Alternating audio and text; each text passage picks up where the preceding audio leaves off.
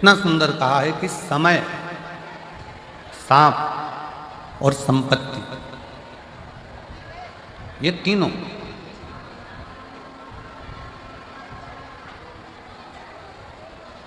कब आते हैं, कब जाते हैं, कैसे आते हैं, कैसे जाते हैं, मालूम ही नहीं पड़ पाता।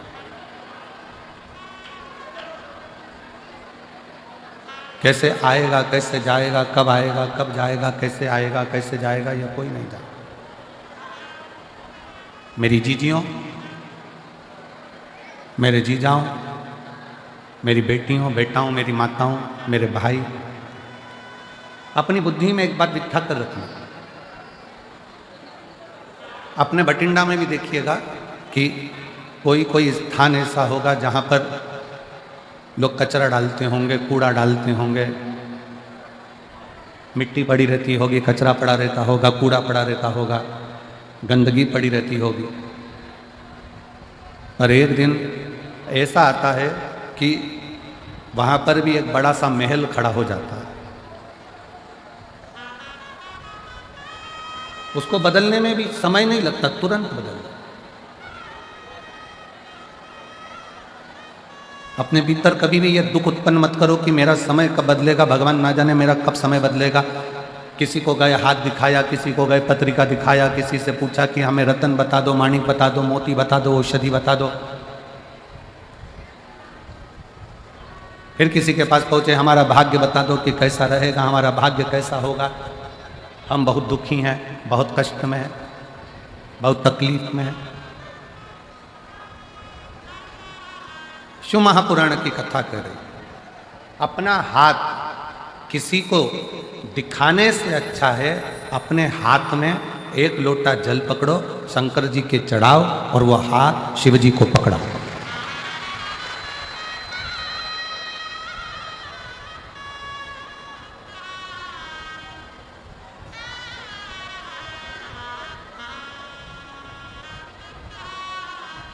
अपनी जन्म पत्रिका क्या बोल रही है ये तो हमको नहीं मालूम, पर शिव महापुराण की कथा कहती है कि जन्म पत्रिका कुछ भी बोले, जन्म पत्रिका आपकी कुछ भी बोले, पर यदि आपकी लगन, आपकी मेहनत, आपका कर्म आप अच्छी 4 गुनी मेहनत के साथ करोगे तो पत्रिका के भी ग्रह बदलने की सामर्थ्यता तुम में है।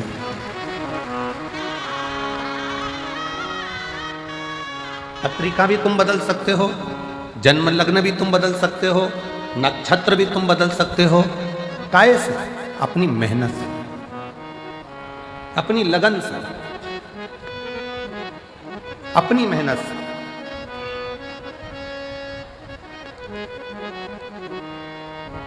दुनिया में ऐसा कौन सा काम है जो नहीं हो सकता? हम पहले भी कथा में कहे हैं, आज फिर कहते हैं, बस अपना कर्म करते चलो और भूलते चलो। ये दुनिया में जितनी प्रकृति दिख रही है आपको, ये दुनिया में जितने बड़े बड़े वृक्ष आपको नजर आ रहे हैं, इस संसार में, इस पृथ्वी पर जितने बड़े बड़े पेड़ वृक्ष आपको नजर आ रहे हैं, ये वृक्ष लगाने वाला कोई दूसरा नहीं होता। एक गिलहरी किसी फल के बीज को लेकर जाती है, रखती है, अभी थोड़ी देर से खाऊंगी, फल वहीं पर रखा कि रखा रह जाता है, बीज वहीं रखा कि रखा रह जाता है और गिलहरी भूल जाती है। गिलहरी फिर किसी बीज को पकड़ कर लाती है, गिलहरी फिर किसी बीज को उठा कर लाती है, उसे रखती है, थोड़ी देर से खाऊंगी, और वो बीज वहीं पर भूल जाती है। आखिरी में होता क्या है? गिलहरी जो बीज भूल कर गई है, वही बीज एक दिन वृक्ष का रूप ले लेता है और दुनिया में फल भी देता है और छाया भी देता है।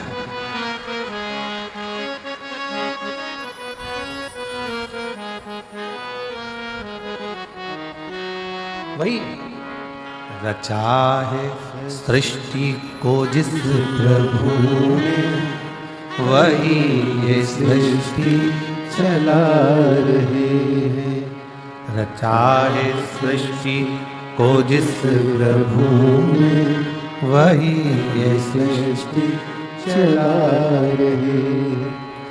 जो पेड़ हमने लगाया पहले, जो पेड़ हमने लगाया पहले, उसी का फल हम पा रहे हैं। रचा है सृष्टि को जिस प्रभु ने, वही ये सृष्टि चला रही है। रचा है सृष्टि को जिस प्रभु ने, वही ये सृष्टि चला रही है। एक गिलहरी बीज को रखकर भूल गई, पेड़ बन गया, वृक्ष बन गया, छाया भी हो गई, फल भी मिल गया। गिलहरी बीज रखकर भूल जाती है और वो पेड़ बन जाता है, वृक्ष बन जाता है, छाया भी मिलती है, फल भी मिलता है। उसी तरह शिव पुराण की कथा कहती है, संसार में अगर जन्म लिया है तो कुछ अच्छा कर कर, भूखे को भोजन कराकर, प्यासे को पानी पिलाकर, किसी बच्चे को शिक्षा की जरूरत है उसे उच्च शिक्षा दिलाकर, किसी को दवाई की जरूरत है उसको उच्च चिकित्सा दिलाकर आप भूल जाओ। भूलोगे एक ना एक दिन तुमने जिस बच्चे को पढ़ाया है, तुमने जिसकी दवाई औषधि कराई है, एक दिन वो आपके एहसान को चुकाएगा जरूर, आपके सामने आकर आपका कार्य।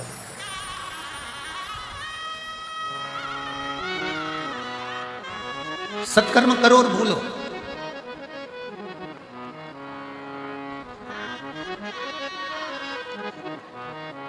अच्छा कर्म करो और भूलो। सेनाई थोड़ा शांति रखो। अच्छा कर्म करो और भूलो, सत्कर्म करो और भूलो।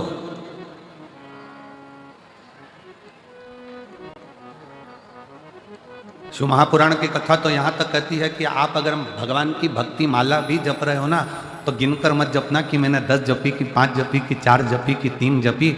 अगर गिनकर भगवान का नाम लोगे तो वो भी गिनकर ही देगा। अनगिनत लीजिए तो वो अनगिनत देगा।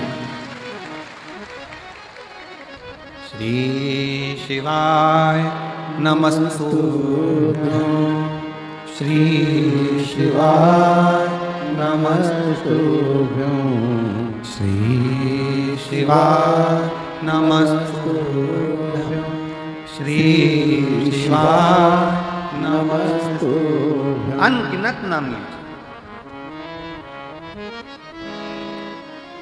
अनगिनत। और जब आप अनगिनत नाम लोगे, 5 लिया कोई बात नहीं, 4 लिया कोई बात नहीं, 3 लिया कोई बात नहीं, 10 लिया कोई बात नहीं, गिनकर भगवान का भजन नहीं करना, गिनकर भगवान का भजन नहीं करना।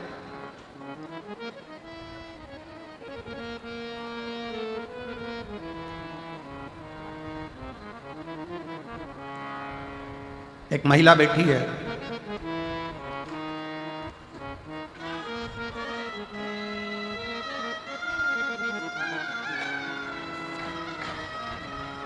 मेरा नाम रानी है, मेरे पति का नाम ओम प्रकाश है और मैं अबोहर पंजाब से आई हूँ। कहीं बैठी हो तो हाथ हिला सकती हूँ। अबोहर पंजाब। मेरा नाम रानी है, मेरे पति का नाम ओम प्रकाश है और मैं अबोहर पंजाब से आई हूँ। कहीं बैठी हो हाथ हिला सकती हूँ। बच्चा आया हो साथ में तो लेकर आ सकते। मेरा मोबाइल नंबर है। मेरी शादी 1997 में हुई थी। जम के बोलो कब हुई? 1997, 97। 15 साल तक हमने डॉक्टरों का इलाज करवाया पर औलाद का सुख नहीं। 1997 में शादी हुई और 15 साल इलाज करा कर थक गए पर औलाद का सुख नहीं। तब किसी रिश्तेदार ने कहा कि वो सियोर वाला महाराज टीवी पर कथा करता है, आस्था चैनल पर आती है, शिव पुराण बोलता है, पंडाल में बैठकर अगर मांगा जाए तो बाबा देता है। शादी के 97 से 2024 में 27 साल हो गए, औलाद नहीं। और 27 साल जब औलाद नहीं हुई तब वो भटिंडा पंजाब की कथा में पिछले वर्ष जो कथा हुई थी 23-24 में, उसमें वो पहुंच गई और बाबा से पंडाल में बैठकर भूमि को नमन कर कर गर्भ से लगाकर प्रार्थना करती है कि दुनिया मुझे बांझ कहती है, मेरे घर औलाद नहीं है। औलाद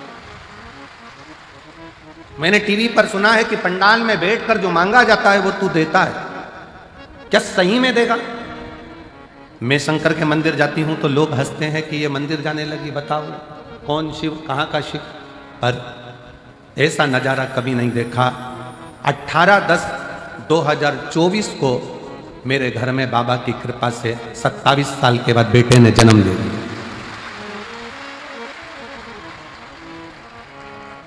27 साल के बाद मेरे घर में बेटे ने जन्म लिया।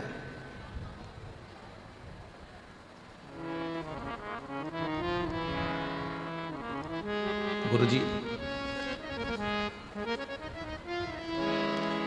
एक हमने अपने रिश्तेदार की बेटी को भी गोद में ले लिया जिससे हमारे घर में कोई वंश तो हो, पर मेरे गर्भ से बच्चा हो ये डॉक्टर तक बोल दिए थे कि संतान नहीं हो सकते। 27 साल नहीं। एक पत्र और है बड़ा सुंदर, देखिए। मेरा नाम सुनीता है, मेरे पति का नाम पवन है। मैं भवानी खेड़ा जिला भिवानी हरियाणा से आई हूँ। कहीं बैठी हो तो हाथ हिला सकते। भवानी खेड़ा जिला भिवानी हरियाणा से आई हूँ। गुरुजी, एक लोटे जल का मैं क्या वर्णन करूं। मेरे यहाँ 5 लड़कियां थीं और उसके बाद में संतान का सुख मेरे घर में, क्योंकि मुझे हर तरह से ताना दिया जाता था बेटे के। जब संतान का सुख नहीं हुआ तब पंडाल में बैठकर इसी भटिंडा पंजाब की कथा में पिछले गए हुए वर्ष में कथा श्रवण करी और बाबा से केवल एक पुत्र की कामना करी और 20 साल के बाद 21 जुलाई 2024 को पुत्र रत्न की प्राप्ति। 20 साल के बाद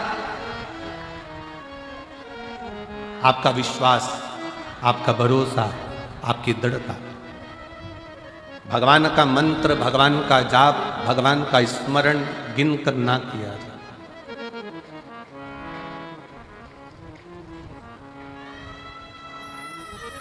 गिनकर नहीं, 15 बार जाप कर लिया, 10 बार जाप कर लिया, 5 बार कर लिया, 3 बार कर लिया, 4 बार कर लिया। हमारे भटिंडा में हमने 2 बार कथा सुन ली। ना ना ना, भगवान से प्रार्थना करना, बाबा ऐसी करुणा करना, इतनी झोली भर देना कि अगली बार मैं कथा कराऊं भटिंडा में और बाबा को बुलाऊं कि तू कृपा। ये तेरी कृपा से हो, हमारी सामर्थ्यता नहीं हो सकती।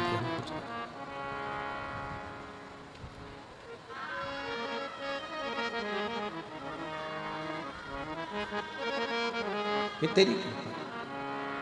तेरी कृपा का क्या है भरोसा, कब किस पर हो जरा सी हम पर कर दो, जरा सी पर कर दो। तेरी कृपा का क्या है भरोसा, कब किस पर हो जरा सी हम पर कर दो, जरा सी हम पर कर दो।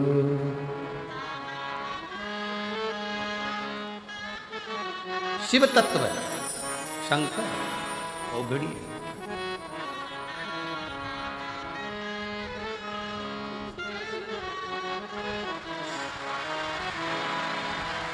27 साल बाद बच्चा हुआ है। एक बार जोरदार ताली बजाएं। 27 वर्ष के बाद।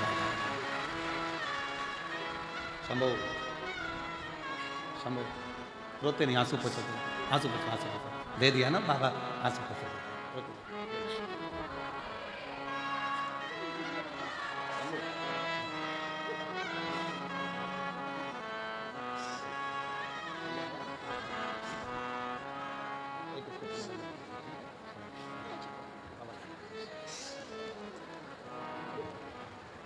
जिस पर भी कृपा हो तेरी, वो ही भव पार हुआ, भव पार हुआ। पापी हो चाहे जितना, उसका भी बाबा उद्धार हुआ, उद्धार हुआ। गिद्ध अजामिल गणिका तेरे मन को कितना भाए, जरा सी हम पर कर दो, ओ जरा सी हम पर कर दो। तेरी कृपा का क्या क्या है भरोसा, कब किस पर हो जाए, जरा सी हम पर कर दो, ओ जरा सी हम पर कर दो। उससे विनय कर, उसके आश्रित रहे। हाथ दिखाने से काम नहीं चलेगा, हाथ में एक लोटा जल पकड़कर शिव के मंदिर जाने से काम चढ़ेगा और अपनी मेहनत करने से काम चढ़ेगा। अपनी मेहनत से। अब तुम परिश्रम करो ही नहीं, मेहनत करो ही नहीं और भगवान को दिन रात कोसते रहो कि भगवान मेरा काम नहीं हो रहा, भगवान मेरा काम नहीं हो रहा, भगवान मेरा काम नहीं हो रहा, भगवान मेरा काम नहीं हो रहा। दुकान नहीं चल रही है, दुकान से प्यार करो। फैक्ट्री नहीं चल रही है, फैक्ट्री से प्यार करो। किसी ने कह दिया तुम्हारा घर बेकार है, इसमें वास्तु दोष है, इसमें ये दोष है, उसमें वो दोष है, घर से प्यार करो। घर छोड़ने की तैयारी मत करो कि घर मेरे लिए बेकार है, ये दुकान मेरे लिए बेकार है, ये व्यापार मेरे लिए बेकार है, ये फैक्ट्री मेरे लिए बेकार है, ये दुकान मेरे लिए बेकार है, ये गाड़ी मेरे लिए बेकार। प्यार करो।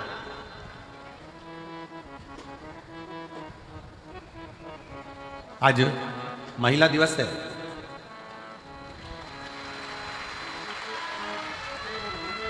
और मेरे देश की ही नहीं संपूर्ण विश्व की मेरी माताओं को, मेरी जीजियों को और मेरी बेटियों को, मेरी बहनों को बहुत बहुत बधाई देता हूं। आप सबको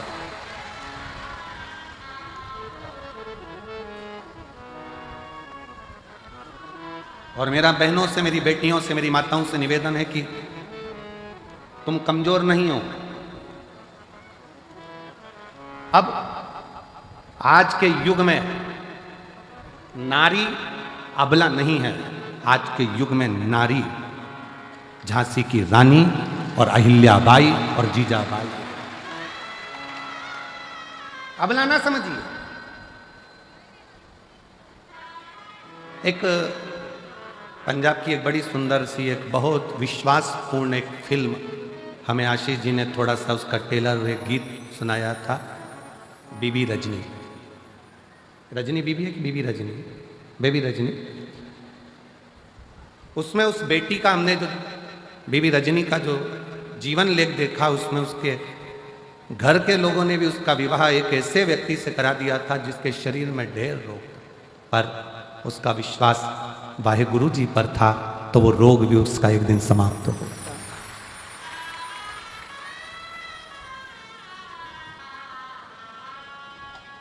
नारी आज की तारीख में अबला नहीं होना चाहिए। और आपको कोई अबला कहे तो आप कह देना, फालतू की बात मत करो, हम अबला बबला नहीं है, हम अबला नहीं है, हम लोगों का तबला बजा देते हैं, अबला बबला हमको समझ में।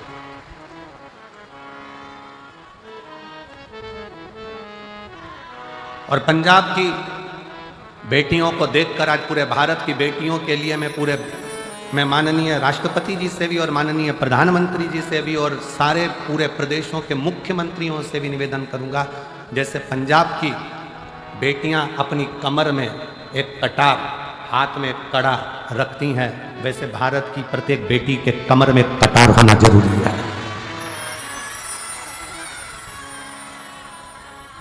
प्रत्येक भारत की बेटी के कमर में एक कटार होना जरूरी है। नहीं तो जो अभी उत्तर प्रदेश की एक लीला देखने को मिली, 4 लड़के एक 14 साल की बच्ची को लेकर गए, 2 महीना 1.5 महीना उसके साथ में गलत कृत्य किया। जब उसे होश आता था तब उसके साथ गलत कृत्य करते थे। उसके हाथ में ओम लिखा था तो एसिड डालकर हाथ जला दिया। खाने को भूख लगती 1.5 महीने तो उसको मांस खाने को दिया जाता, और जब होश आता फिर उसके साथ गलत कृत्य होता। मेरा निवेदन है शासन प्रशासन से, आने वाले समय में हर बेटी के कमर में कटार डाल दीजिए। जो गुरु नानक देव जी ने ज्ञान दिया है वो धारण करें। तो माने कि महिला दिवस है, केवल महिला दिवस पर पोस्ट कर देने से महिला दिवस नहीं होता। और मेरी जीजियों, तुम्हारी प्रबलता बरकरार रखना, क्योंकि तुम मेरी बहन हो।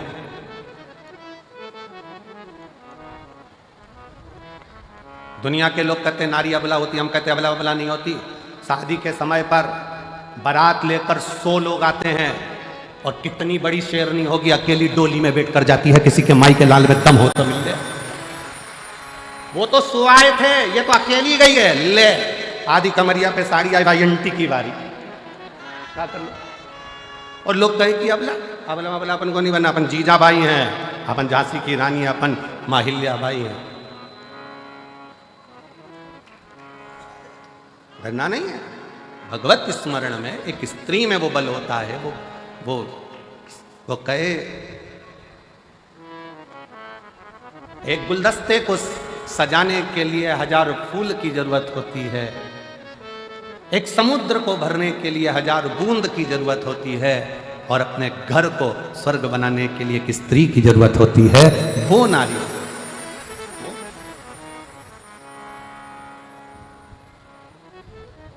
कोई कहे कि ये घर बेकार है, वास्तु दोष हो गया, ये दोष हो गया, वो दोष हो गया।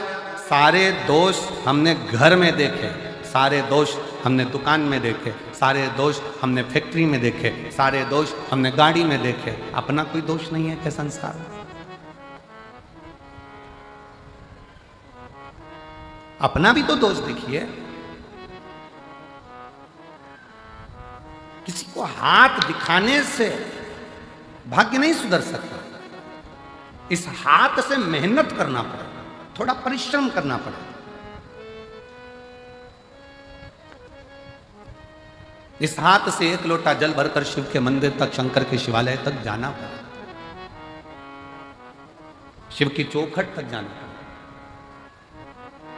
तब कहीं आपकी मेहनत, परिश्रम रंग लाए।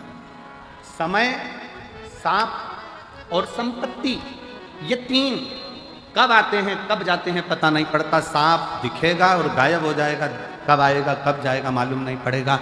संपत्ति, धन आज है कल नहीं, किसको मालूम, किसको पता।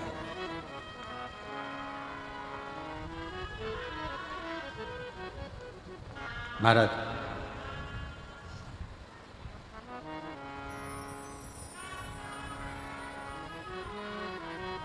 शिव महापुराण में एक बार चंचुला देवी ने शिव पुराण की कथा सुनते सुनते तुमरुका जी से एक प्रश्न किया।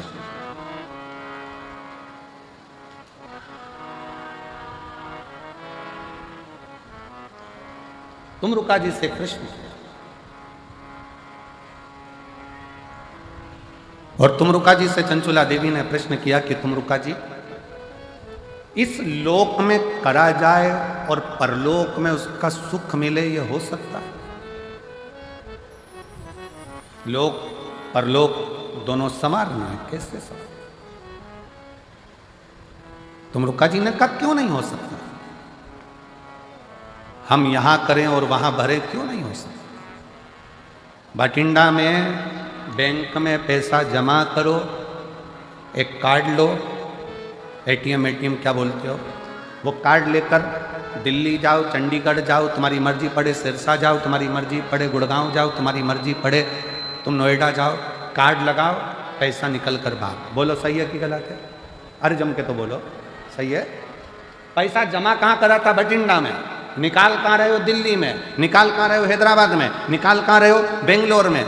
जमा यहाँ करा है, निकाला वहाँ है। उसी तरह शिव महापुराण की कथा कहती है, अपने जीवन में मानव का जो शरीर है ये पुण्य को जमा करने के लिए है और निकालने के लिए फिर अगली जो योनियां है उसमें हम निकाल सकते।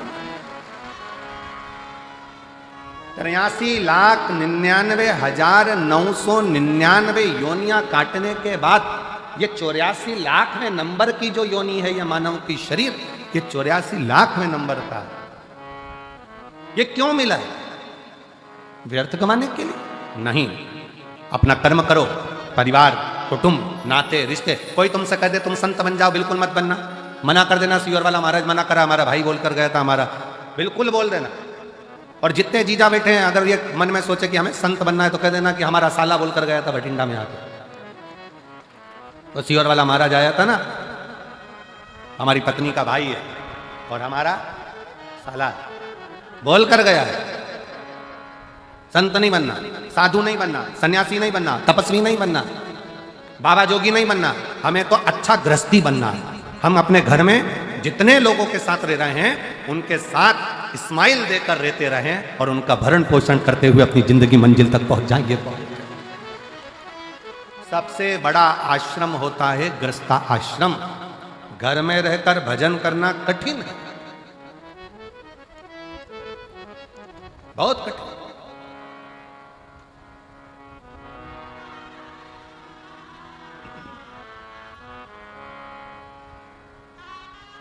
समय भी आएगा, सांप भी आएगा, संपत्ति भी आएगी, पर कब जाएगा ये किसी को नहीं, किसी के ज्ञात में नहीं है।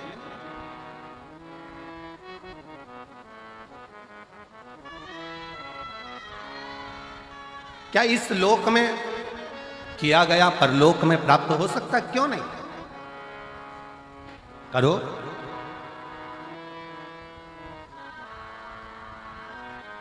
नाम शिव का जो दिल से लिया करते हैं उन्हीं भक्तों को भोले प्यार किया करते हैं। नाम शिव का जो दिल से लिया करते हैं उन्हीं भक्तों को भोले प्यार किया करते हैं। आप हृदय से, भाव से, दिल से शिव नाम ले रहे हो, कहीं पर भी बैठकर, किसी भी जगह पर बैठकर कैसे भी शंकर को भज रहे हो, शिव मिलेगा, दुख कटेगा। एक पत्र है, अच्छा है।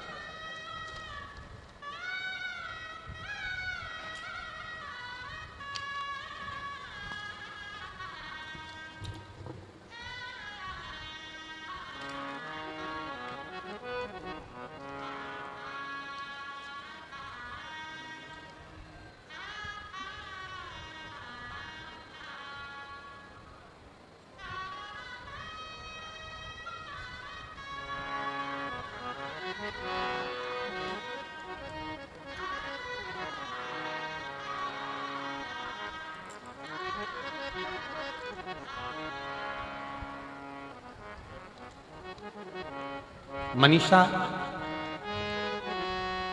मेरा मोबाइल नंबर यह है। मेरे पति भटिंडा में आर्मी में कार्यरत है।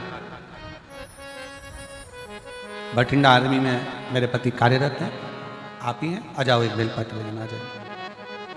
मैं मनीषा हूँ, मेरा मोबाइल नंबर यह है। मेरे पति भटिंडा में आर्मी में कार्यरत हैं। गुरुदेव, मेरी माँ की तबीयत ज़्यादा खराब हो गई। सोनोग्राफी, सीटी स्कैन करवाने पर पता चला कि उनके पेट में पानी भर गया। जांच होगी, जांच में पता चला कि उनके बच्चेदानी में कैंसर हो गया। बच्चेदानी में कैंसर हो गया।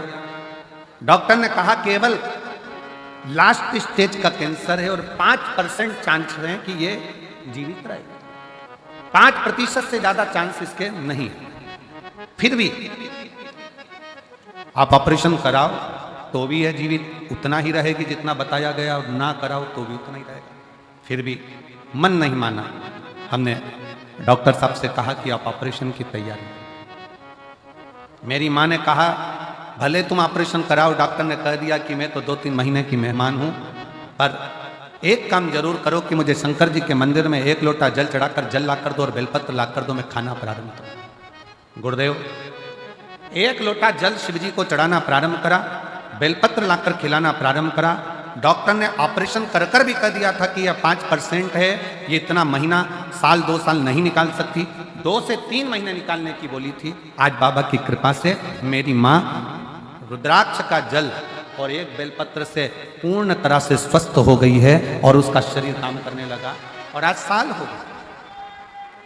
जहां 2 महीने दिए गए थे, 3 महीने दिए गए थे, वो 3 महीना, वो 2 महीना कहां गया? सालों। उसकी शरणागति, उसका भजन। और मेरे भोले तेरा सहारा है मेरे भोले, तेरा सहारा है मेरी नैया का तू किनारा है, मेरी नैया का तू किनारा है। मेरे बाबा तुझे पुकारा है, मेरे बाबा तुझे पुकारा है, मेरी नैया का तू किनारा है, मेरी नैया का तू किनारा है। अपने कर्म पर भी थोड़ा सा विश्वास करो, भरोसा करो, दृढ़ी बनो, शिव तत्व की ओर आगे बढ़ो। यहां करा क्या वहां मिलेगा? चंचुला देवी का प्रश्न है तुम रुक्का जी से, हमने यहां किया क्या वहां मिलेगा? क्यों नहीं?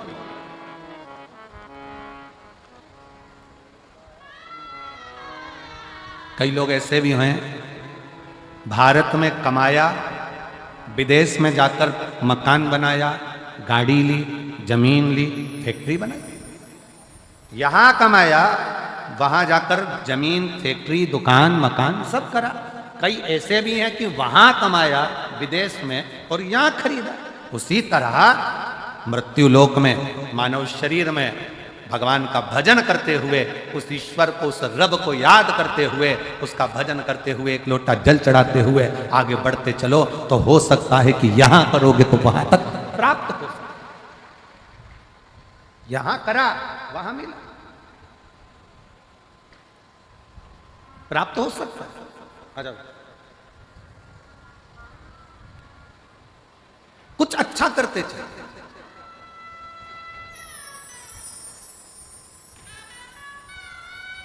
अच्छा करते चले।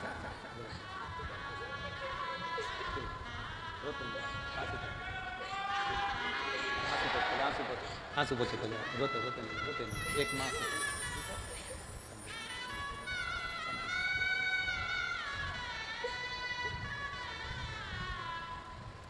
कुछ कर्म करते चले।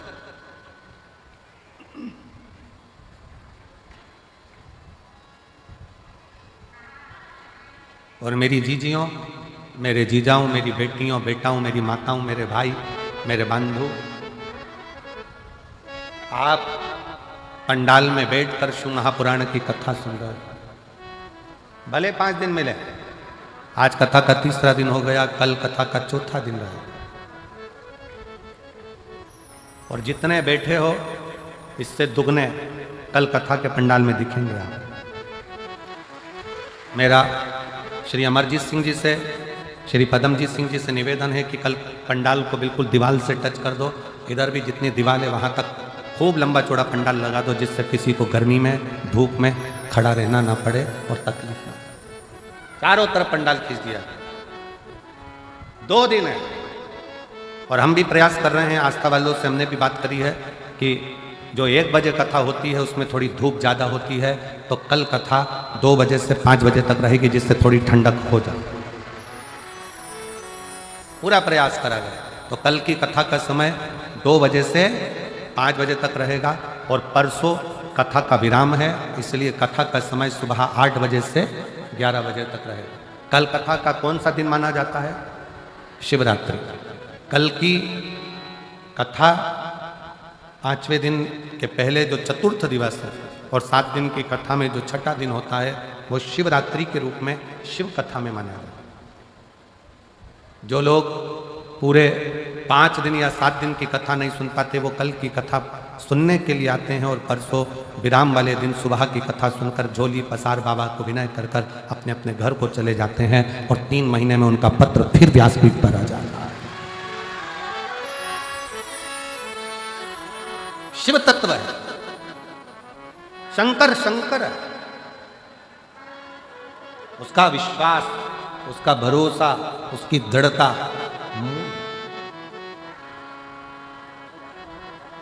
जितना जितना भरोसा कर कर शिव पर चलो, जितना। और ये भरोसे का ही प्रताप है। मैं यजमान परिवार श्री अमरजीत सिंह मेहता जी को मैं श्री पद्मजी सिंह मेहता जी को धन्यवाद देता हूं कि इतनी महिलाओं के चेहरे पर जो आप हंसी लेकर आए हो, ये आपकी शिव महापुराण की देन। भटिंडा में जो आपने कथा करवाई है, इतने शिव भक्तों के चेहरे पर जो प्रसन्नता आई है, कथा आपने जो कराई, ये उसकी एक आनंद प्रसन्न, ये आनंद था। एक बार यजमान परिवार के लिए जोरदार ताली बजाओ। बहुत सारी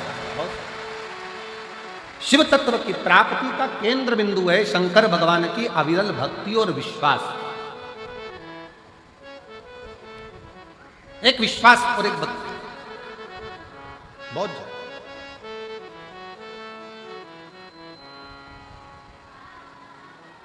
फिर कथा में वर्णन किया गया, एक समय बदलता है, समय कब क्या आएगा, कैसा आएगा, क्या होगा, ये किसी को नहीं, किसी को नहीं।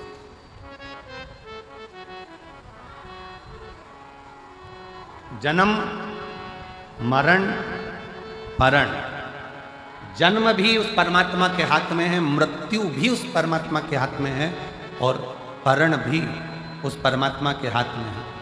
परण मतलब शादी। डॉक्टर ने कह दिया कि बहू की डिलीवरी होगी, इतने तारीख को होगी, मालूम पड़ा दर्द आने लगे, 2 महीना 3 महीना 1.5 महीना 1 महीना 15 दिन 6 दिन 5 दिन पहले हो गए, या 5 दिन बाद। लोगों ने देखकर कह दिया था तुम्हारे लड़की की शादी बस इस साल हो जाएगी, मालूम पड़े 1.5 साल निकल गया, शादी नहीं पक्की, विवाह पक्का नहीं।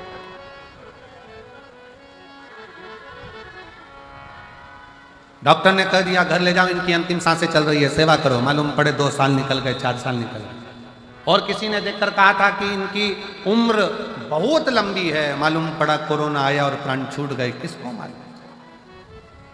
जन्म मरण परण, ये 3 शिव के हाथ, आपके और हमारे हाथ में नहीं है, चाहे किसी को कुछ भी बता दो, कैसे भी। अच्छा कर्म करते चले, श्रेष्ठ कर्म।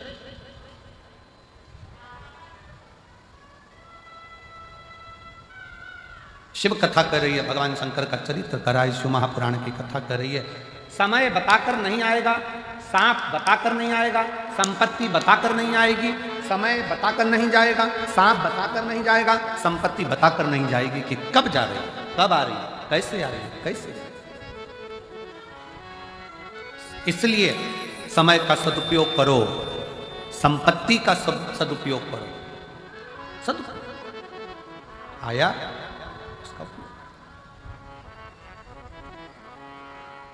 एक कितना सुंदर संवाद शिव महापुराण की कथा में आता है।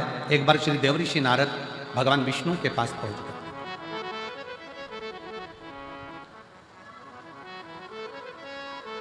श्रीमन नारायण श्रीमन नारायण श्रीमन। और देवऋषि नारद भगवान विष्णु के पास में गए तो भगवान विष्णु से कहा, प्रभु मनुष्य के पास कब समय अच्छा आता है, कब बेकार आता है, उसको मालूम नहीं पड़ पाता है। कब उसे संपदा मिलेगी, कब नहीं मिलेगी, उसको ज्ञात नहीं हो पाता।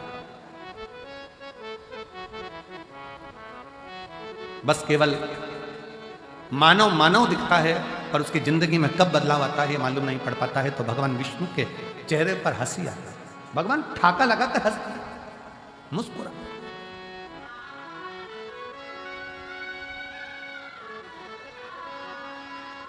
खूब हंसे। और नारद जी का हाथ पकड़कर भगवान नारायण उनको शंकर जी के पास में ले गए। बाबा भोलेनाथ बैठे थे। शंकर भगवान को नारद जी का कोई संवाद नहीं मालूम है, शंकर भगवान को भगवान विष्णु का कोई संवाद नहीं मालूम है, शंकर भगवान को इन दोनों की कोई बात नहीं मालूम है। पर पहुंचे और पहुंचते से भगवान शंकर हंसना प्रारंभ हो गया, शिवजी मुस्कुराना प्रारंभ हो गया। नारद जी से सहन नहीं हुआ। नारद जी ने पूछ लिया, प्रभु हमने ना तो हमारी बात आपने सुनी, ना भगवान विष्णु की बात आपने सुनी, और आप हंस रहे, आप मुस्कुरा रहे, इसका कारण क्या? भगवान शंकर ने कहा, नारद मैं जानता हूं कि तुम क्या पूछना चाहते हो, कि संसार सागर में सब एक जैसे नजर आते हैं, पर ना जाने किसका ग्रह, किसका समय कब बदल जाए और कौन कहां बैठ जाए, इसका भरोसा नहीं किया जा सकता। इसका भरोसा नहीं किया जा सकता। पर नारद व्यक्ति, मनुष्य अपने कर्म को करता करता करता करता करता करता एक जैसा दिखता दिखता अंदर से पूर्ण तरह से खाली होता चले जाता। हाथी आया है आपके भटिंडा में? कभी हाथी का दर्शन किया है आप लोगों ने? अरे बोलो तो जम के। इधर आता है हाथी? नहीं आता? आता है? अच्छा। नहीं तो टीवी में तो आजकल रोज आता है छोटे छोटे बच्चों के लिए, एक मोटा हाथी। नहीं, टीवी में तो बच्चों को खाना भी माता है वो हाथी दिखा के खिलाती है आजकल। जब तक मोटा हाथी चालू ना करो, जब तक वो खाना नहीं खाए।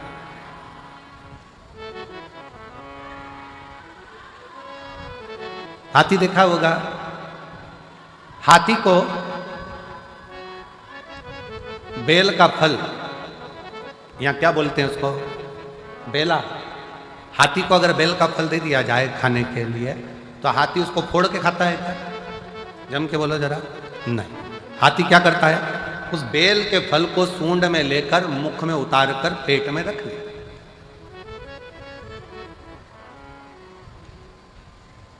फिर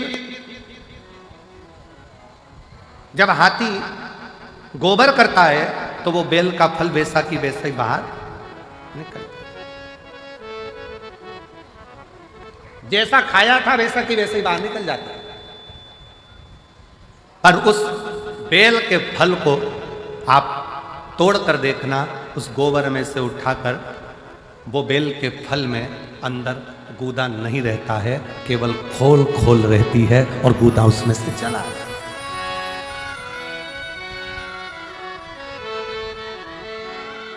बेल का फल वैसा की वैसा ही। हाथी को जो बेल का फल तुमने खिलाया, बेल फल जो तुमने खिलाया, वो बेल फल हाथी ने खाया। खाने के बाद हाथी उस बेल के फल को खा लिया, गोबर में वो बेल वैसा की वैसा जैसा तुमने खिलाया था, एक दिन दो दिन में वो निकल गया। पर उस बेल के फल में अंदर जो गुर्दा रहता है, बेल के फल के अंदर जो गुर्दा भरा होता है, वो गुर्दा पूरा की पूरा खाली था, केवल खोल खोल थी और अंदर कोई गुर्दा नहीं, कोई गुर्दा नहीं। भगवान शंकर कह रहे हैं, नारद, जैसे केवल खोल रह जाती है और हाथी का पाचन क्रिया से वो गुर्दा बाहर निकलकर हाथी उसको पचा लेता है, उसी तरह संसार सागर में जब मनुष्य आखिरी में इस संसार को छोड़कर जाता है तो केवल एक खोल रह जाती है, बाकी का तो जो परमात्मा का था वो परमात्मा में विलीन होता है। परमात्मा का परमात्मा में मिल गया, भगवान का भगवान में मिल गया, परमात्मा का परमात्मा में समाहित हो गया।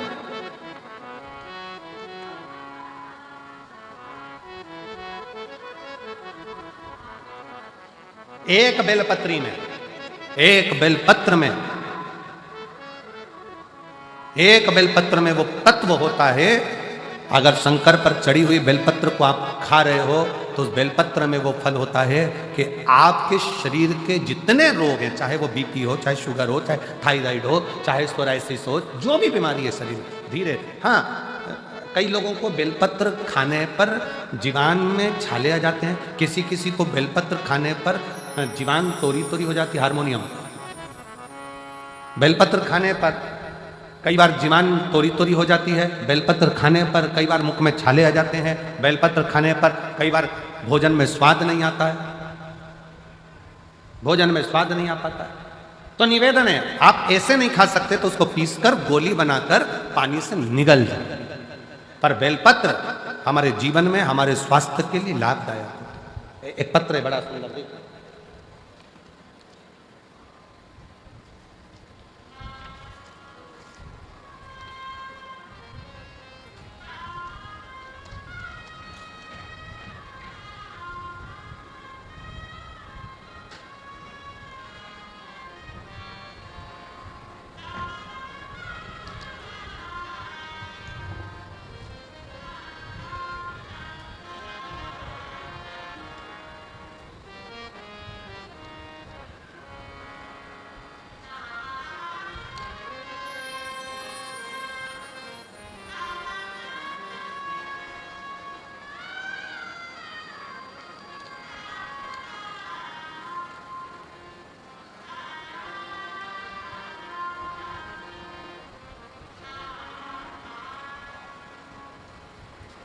पहले तो मैं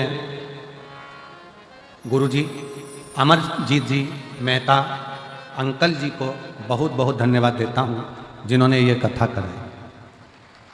मेरा नाम दिव्या है, मैं भटिंडा की रहने वाली हूँ। कहीं बैठी हो दिव्या तो हाथ हिला सकते हो। मैं भटिंडा की रहने वाली हूँ, मेरा नाम दिव्या है। कहीं बैठी हो तो हाथ हिला सकते हो और बैठी हो तो एक बेलपत्र लेने आ सकते हो। मैं श्री अमरजीत सिंह मेहता जी को, अंकल जी को बहुत बहुत धन्यवाद देती हूँ जिन्होंने हमको कथा सुनने का सौभाग्य दिया। मेरी उम्र 16 साल है। मैं आपकी कथा 2022 से सुन रही हूँ। 2 महीने पहले मेरी माँ को एक बीमारी हो गई थी जिसका मैं नाम नहीं लिख रही। डॉक्टर ने ऑपरेशन करने का बोल दिया। उस बीमारी का मैं नाम नहीं लिख रही हूँ। ऑपरेशन करने का बोल दिया और 10 दिन का समय दिया। जब 10 दिन का समय मांगा, डॉक्टर ने बोल दिया ठीक है आप 10 दिन के बाद ऑपरेशन कराओ। ऑपरेशन का तारीख निकाला गया और मेरे घर के लोगों ने 1 लोटा जल और एक बेलपत्र का प्रयोग करना प्रारंभ करा। 10 दिन बाद ऑपरेशन था। शिवजी पर चढ़ा हुआ जल और बेलपत्र 10 दिनों तक देना प्रारंभ करा। 10 दिनों के बाद डॉक्टर के पास गए तो उन्होंने कहा कि ये बीमारी बिल्कुल ठीक हो चुकी है, अब ऑपरेशन की जरूरत नहीं। अब ऑपरेशन की जरूरत नहीं है। पत्र को आप लोग एलईडी पर पढ़ सकते हैं। 10 शिवजी पर चढ़ा जल और बेलपत्र 10 दिनों तक दिया। जब हम 10 दिनों के बाद डॉक्टर के पास गए, उन्होंने कहा कि ये बीमारी बिल्कुल ठीक हो चुकी है, अब यह बिल्कुल ठीक है, इसको ऑपरेशन नहीं होगा। गुरुजी बाबा है, मैं बाबा को प्रणाम करने के लिए आई हूँ। एक लाइन अच्छी लिखी है, आप और हम गुनगुना लेते हैं। तेरे दरबार की बाबा निराली शान देखी है, तेरे दरबार की बाबा निराली शान देखी है। तुझे देते नहीं देखा पर झोली भरी देखी है, मुख दुनिया मोड़ेगी बाबा तू मुखड़ा मोड़े, मुख दुनिया मोड़ेगी बाबा तू मुखड़ा मोड़े। आप शिव की आराधना किस भाव से कर रहे हैं? आप शंकर को कैसे रिझा रहे हो?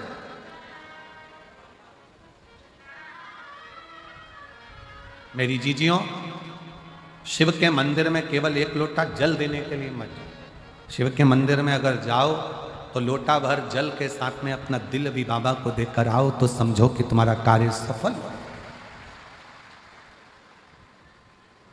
केवल मंदिर में गए, जल चढ़ाया, आ गए, वो श्रेष्ठता नहीं। अपने मन से, अपने दिल से बाबा से बात तो करो।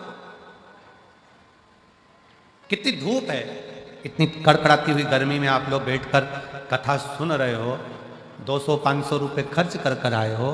कुछ नहीं तो ऑटो के 50-100 रुपए तो तुमने खर्च करे होंगे, बस का टिकट लिया होगा 100, 150, 200 रुपए का, तब जाकर यहाँ पहुँचे हो।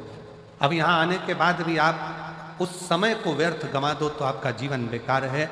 यहाँ दीवार के अंदर गेट से प्रवेश जब तुम अंदर करो, गेट से प्रवेश करते समय तुम अपने भीतर का अहंकार, अपने घर छोड़ो और बैठकर बाबा से प्रार्थना करो, बाबा मैं अपने दिल से आपको निवेदन करने आई हूँ कि मेरे मन की ये मुराद है। बाबा मैंने आपका स्मरण किया है, बाबा मैंने अरदास करी है, आप उसको स्वीकार करना। और मेरे बाबा अगली बार जब कथा हो तो इस व्यासपीठ पर मेरा भी पत्र पहुंचे, ऐसी करुणा करो तो स्वीकार।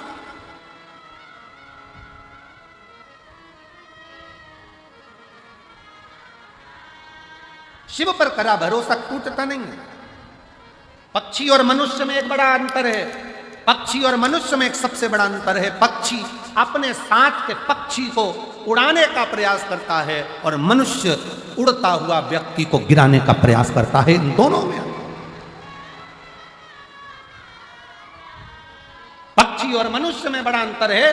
पक्षी, एक पक्षी अगर उड़ नहीं रहा है उसको उड़ाने का प्रयास करेंगे, पक्षी उड़ नहीं रहा है उसको उड़ाने का प्रयास करेंगे। पक्षी सामूहिकता में एक साथ आकाश में उड़ते हैं, उड़ाने का प्रयास करते हैं। एक पक्षी थक जाता है, दूसरा पक्षी उससे कहता है घबराना नहीं, मंजिल आने वाली है, उड़ते रहे, मंजिल आने वाली है, और आगे बढ़ना है, और ऊपर जाना है, उड़ते रहे, मंजिल आने वाली है। पक्षी अपने साथ के पक्षी को मंजिल तक पहुंचाने का प्रयास करता है, और मनुष्य कोई उड़ रहा है, आगे बढ़ रहा है, बहुत उन्नति कर गया, बहुत तरक्की कर गया, तो मनुष्य अंदर से ईर्ष्या रखकर उसका पांव पकड़कर खींचने का, जमीन पर गिराने का प्रयास करता है। निवेदन है, पक्षी सामूहिकता में रहकर दूसरे को आगे बढ़ाने का प्रयास करते हैं, और मनुष्य सामूहिकता में मिलकर एक दूसरे को गिराने का प्रयास करते हैं कि अपन इकट्ठे होकर इसको जमीन पर पटक देंगे। ये आगे कैसे बढ़ गया, ये तरक्की कैसे कर गया, ये कुर्सी पर कैसे बैठ गया, ये सिंहासन पर कैसे बैठ गया, ये आगे कैसे बढ़ गया, इसके पास पद कैसे आ गया, इसके पास पैसा कैसे आ गया, इसके पास प्रतिष्ठा कैसे आ गई। उसको दिखता नहीं है कि उसने पूर्व में मेहनत कितनी करी है, उसको दिखता नहीं है कि उसने संघर्ष कितना करा, बस गिरा रहा है। मेरा निवेदन इस व्यासपीठ के माध्यम से आप सबसे करूं, किसी के मरने के बाद कंधा दो मत दो, तुम्हारी मर्जी, पर उसके मरने से पहले अपने कंधे का सहारा उसको जरूर दे देना, जिससे वो जीते जी आगे बढ़ जाए, जीते जी आगे। होली आ रही है, 13 तारीख को रात्रि को होली जलेगी, 14 तारीख को खेली जाएगी। हमारे सीहोर में कुबरेश्वर बाबा के सुंदर आनंद में 5 मंदिर में हम भी कैसरिया जल चढ़ाने के लिए बाबा को जाते हैं। महादेव की होली सीहोर में मनाते हैं, वो 15 मार्च की रहेगी। सुबह 9 बजे चमत्कालेश्वर मंदिर से हम निकलेंगे, बाबा को जल चढ़ाते हुए, गुलाल चढ़ाते हुए। जो सीहोर के आसपास के हैं, बाबा की आपने ब्रज की होली देखी होगी, काशी की मसाने की होली देखी होगी, एक बार योग लगे तो सीहोर में 15 मार्च को आकर सुबह 9 बजे जरूर होली देखें कि बाबा महादेव की होली कैसे हो। होली आ रही है, निवेदन है,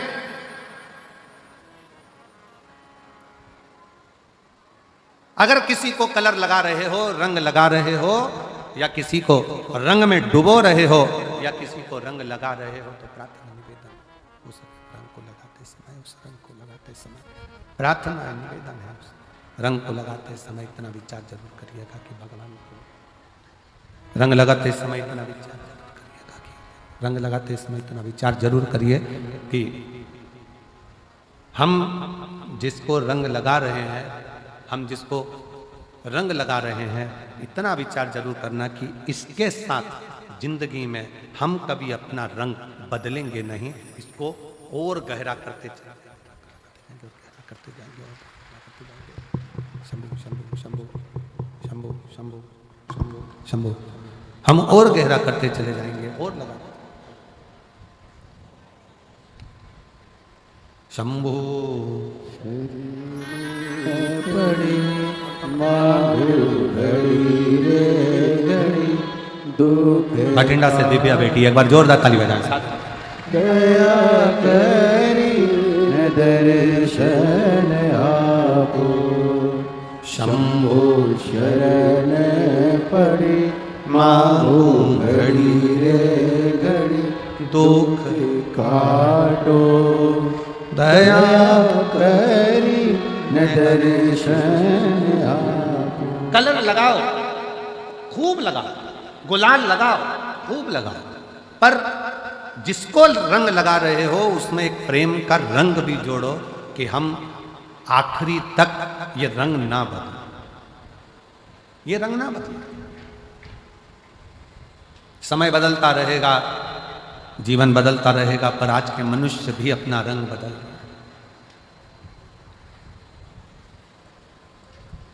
जीवन का कोई ठिकाना नहीं, मनुष्य देह का कोई ठिकाना नहीं। माता पार्वती जी शिव जी की आराधना करती हैं, शिवलिंग का निर्माण करती हैं, पार्थिव लिंग का निर्माण करती हैं, पार्थिव लिंग का। कल एक बहन ने पत्र लिखा, हम अमरजीत सिंह मेहता जी के यहाँ जहाँ हम रुके हुए हैं वहाँ वो पत्र है हमारे कक्ष। उसने पत्र में लिखा कि गुरुजी, हम पंजाब के एक गांव में रहते हैं और उस गांव के अंदर शंकर का मंदिर नहीं है, शिव का शिवालय नहीं। अब हम जल कैसे चढ़ाएं, या भगवान से हमें अरदास करना हो, प्रार्थना करना हो, विनती करना हो तो कैसे करें?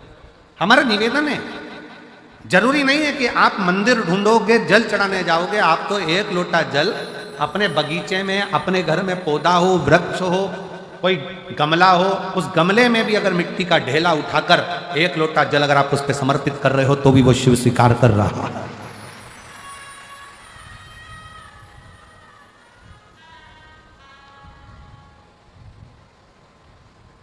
शिव स्वीकार कर रहा है।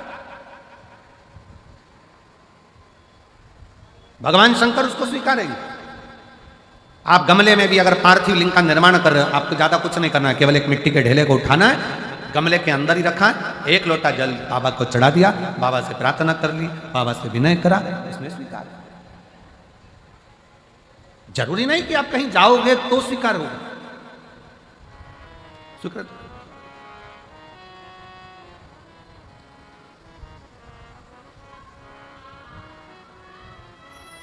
आपने दिल से, हृदय से शिव को कहा, शिव ने स्वीकार।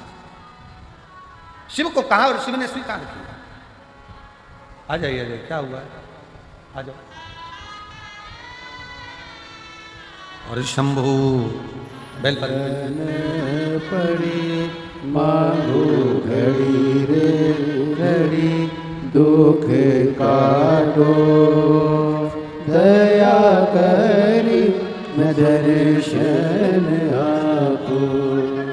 शंभो शरण पड़ी मांगो घड़ी रे घड़ी, दुख काटो दया करी न दर्शन आपको।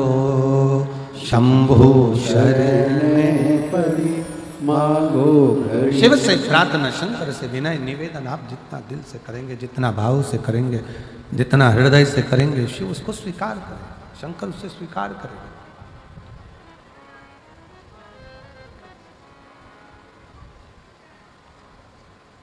आप केवल उसको भाव से पूछिए, आप उसको दिल से निवेदन करिए, आप दिल से उसको कहो।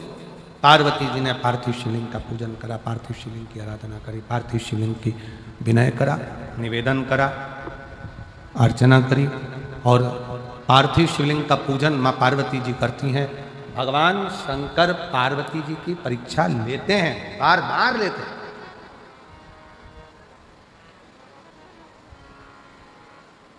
शिव कुछ देगा तो पहले तुम्हें तोल लेगा। शंकर देने से पहले तुम्हें तोल लेगा।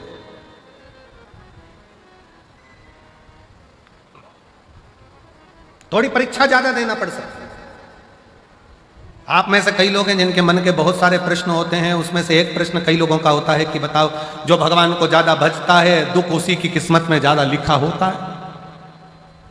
पड़ोसी 2 अगरबत्ती नहीं लगाता, और पड़ोसी जब 2 अगरबत्ती नहीं लगाता और भगवान ने उसकी किस्मत में सुखी सुख लिख दिया, उसका तो गाड़ी ने, बंगला ने, जमीन ने, जायदाद सब भगवान ने दे दिया, और हम भगवान को पूछते हैं, भगवान ने हमको दुख की दुख दे दिया। ए भाई, ये विचार अपनी बुद्धि में लेकर मत आओ, बल्कि ये विचार लेकर आओ कि सोने को जितना तपाया जाएगा, जितना तपाया जाएगा, सोना उतना उतना निखर कर आएगा, और निखर कर आएगा तो क्वालिटी अच्छी बनती चलेगी। निखरने दो।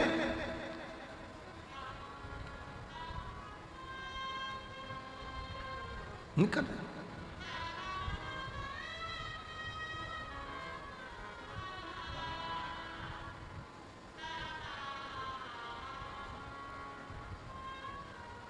आप जितना निखार सकते, बाबा थोड़ा तपाएगा, थोड़ा कष्ट दे सकता, थोड़ी थोड़ी फाइलें ज्यादा मोटी होती है तो निपटने में समय लग सकता। एक फोटो लगा, एक पत्र है, जरा ध्यान दे।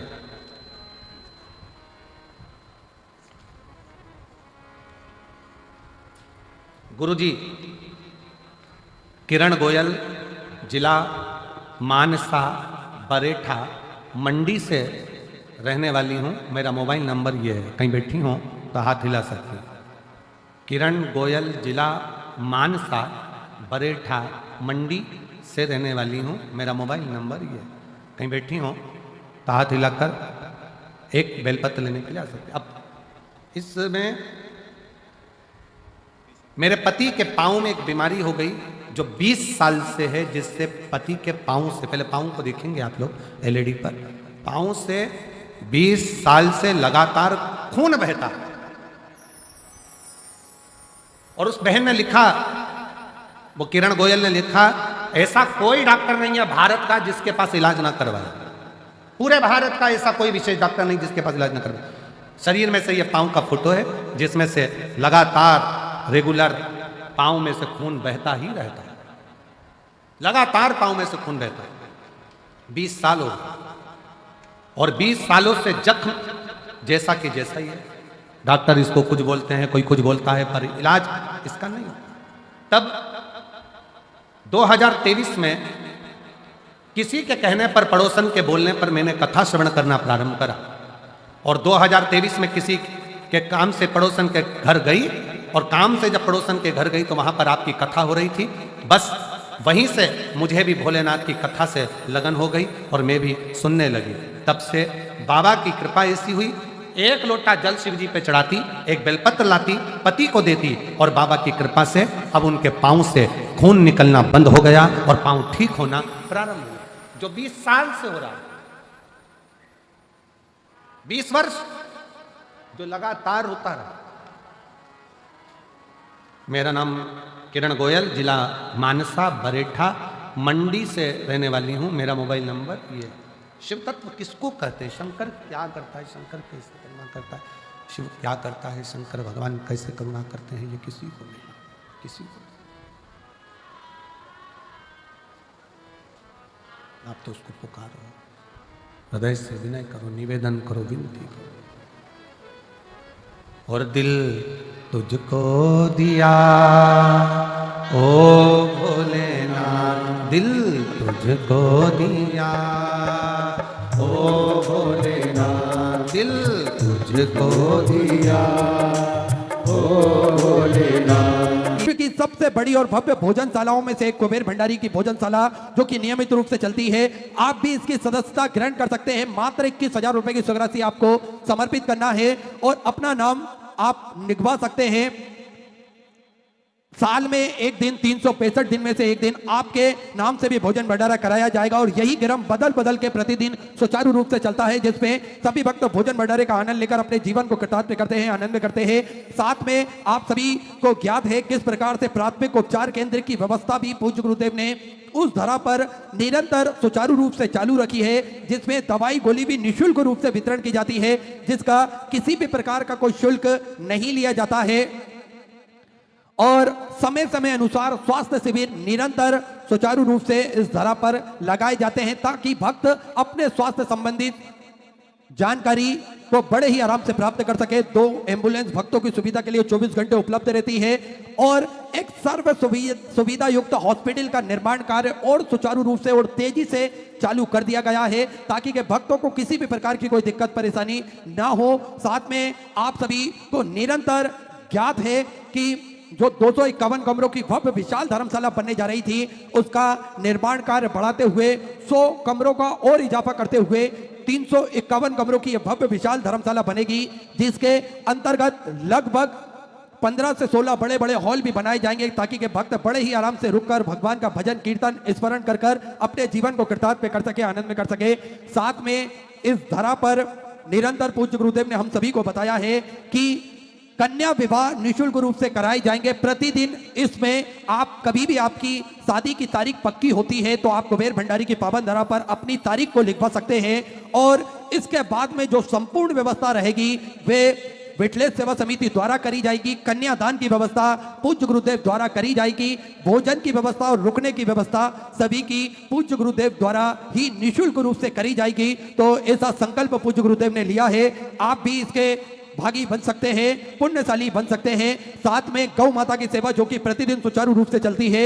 एक और भव्य गौशाला का निर्माण कार्य चालू कर दिया गया है। गोवंश बढ़ता है तो उनको रखने के लिए और पर्याप्त और सुंदर व्यवस्था हो सके, इसलिए एक और भव्य गौशाला का निर्माण कार्य चालू कर दिया गया है। आप सभी इन सेवा के प्रकल्पों से जुड़ सकते हैं। आप अपनी स्वराशि जो टीवी स्क्रीन पर श्री विठल सेवा समिति के 2 अकाउंट नंबर चल रहे हैं, उन दोनों में से किसी भी अकाउंट में जमा कर अपना नाम व्हाट्सएप पर भेज सकते हैं और अपना नाम का अनाउंस करवा सकते हैं। आप भी कंधे से कंधा मिलाकर चल सकते हैं, आप भी कदम से कदम मिलाकर इस पावन पुनीत कार्य में जुड़ सकते हैं। और देखिए एक विशेष सूचना, 21 मार्च से 27 मार्च तक दोपहर 1 बजे से 4 बजे तक जसपुर छत्तीसगढ़ की पावन धारा से कथा अमृत का हम सभी लाभ लेंगे और अपने जीवन को कृतार्थ में करेंगे, आनंद में करेंगे। अधिक से अधिक संख्या में पधार कर कथा अमृत का लाभ लें और अपने जीवन को कृतार्थ में करें, आनंद में करें। सुंदर